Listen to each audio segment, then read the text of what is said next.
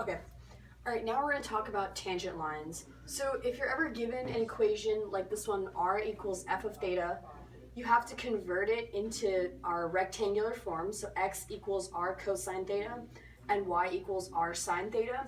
And in calculus, we always need to know how to find the derivative. So you can find dx d theta and dy d theta using product rule or whatever derivative rules you want to use. And if you're trying to find dy dx, so that's your derivative or your slope, you want to find dy dx equals dy d theta over dx d theta. And since you have d theta on both sides, you can get rid of that. And so your dy dx will have theta values in it. Let's talk about vertical and horizontal tangent lines. So if you found your dy d theta and your dx d theta, and one of them equals 0 at some amount of points, at those points, which you'll see on graphs, you'll see a horizontal tangent. If dx d theta equals 0 at some points, then you'll have a vertical tangent.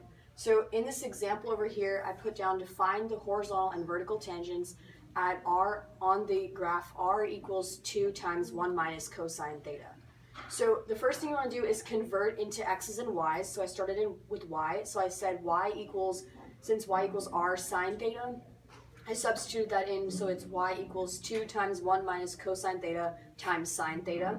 If you found the derivative and simplified, you'd get dy d theta equals negative 2 times 2 cosine theta plus 1 times cosine theta minus 1.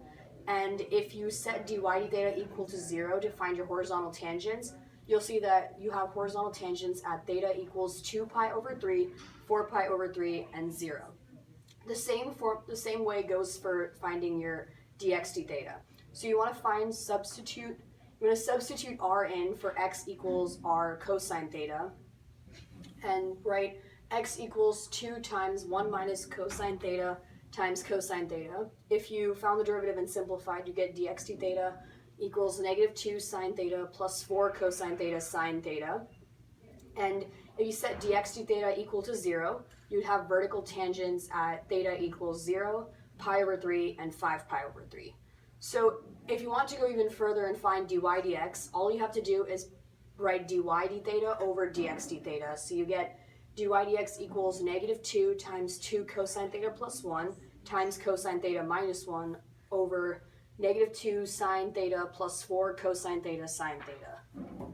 I'm not doing this slow. No way. We're done.